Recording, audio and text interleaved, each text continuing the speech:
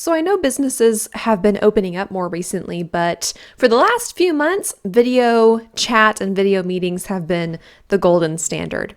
I've been doing these for the past few years, at least since 2018. And I think I can say like the transition has been difficult for a lot of businesses, consultants, and freelancers. And I have seen some truly bad video calls or video fails. And so I wanted to share today some quick tips on how to do better video meetings.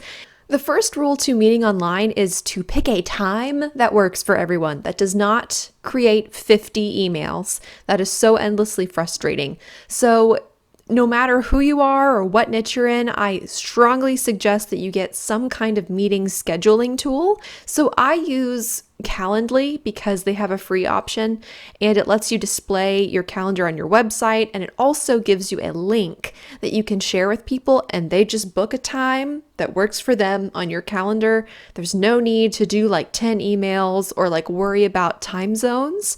The second thing that you need is obvious. You need some kind of video conferencing tool. And this has been interesting. So I've always used Google Hangouts or Google Meet just because it's integrated with my Google account. I'm a G Suite organization.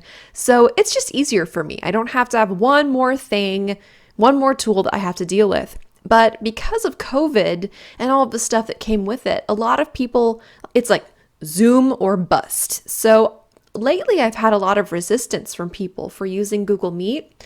And I think it's because if you use it on your phone, you have to download an app. And it's one more app to have on your phone. So I get that. So try to use a video conferencing tool that people already have or that they don't need an app to access. But that said, there's nothing wrong with a good old-fashioned phone call. I think a lot of people are getting video chat fatigue because it's like, oh man, I'm tired of this virus and like all the stuff that's going on. I have to put on a nice shirt. Well, with a phone call, you don't have to worry about how you look. And also you don't have to worry about Wi-Fi, which has been my struggle. It's been really hard sometimes to ensure that video feed comes through all the time. And like you miss words and they say, oh wait, can you repeat that? Or you have to worry about people like muting themselves.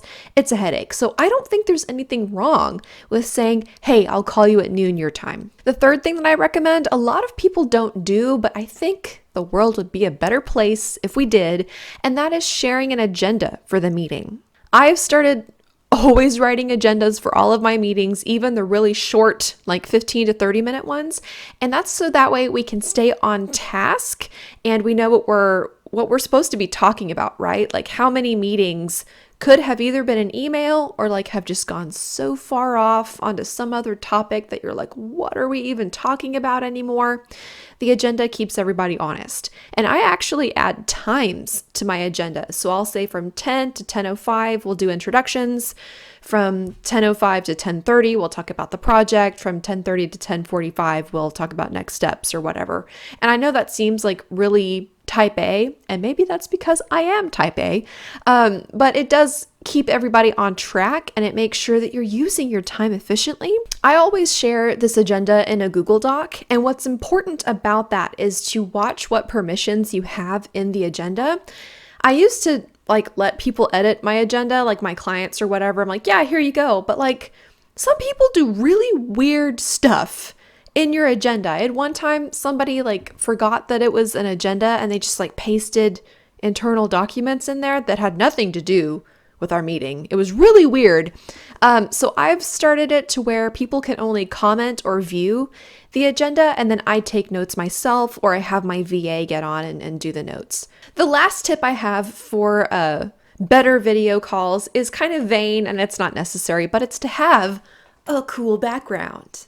You want something that's professional looking, right? You don't want to like sit in front of a inappropriate movie poster. I don't know what would be on your walls that would not be professional, but try to jazz it up a little bit too, right? Like this is a blank wall behind me and it's not very interesting unless I put stuff on it, right? Add a little personality. So as you guys can see, I have like artwork up here from some artists that I like to follow on Patreon, some decorations, and it doesn't have to cost a lot of money, right? My secret is that a lot of this came from a thrift store.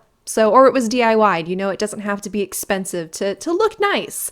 And What's important about this, though, from a business perspective, is that a cool background shows your personality. And I'm a very big fan of making sure your personality is a match with the people that you're working with as a business. It just makes things a lot easier. So, for example, if the people I work with hate cats, and I'm a big cat person, maybe it's not a good fit. Maybe they're not going to want to work with me. Or maybe they don't like the fact that there's a sign up here. You can't really see it, but it says smile, there's beer. Maybe they think, oh, that's unprofessional and rude. And if that's okay that they want to think that, but if they do, it means that they're probably not my person. They don't have this same sense of humor. And it's a way to let people self-select out of working with you. So showing a little personality isn't a bad thing.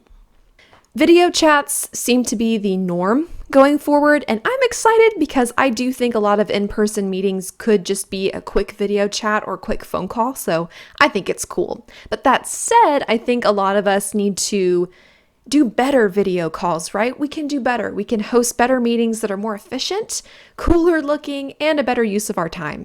So until next week, keep writing.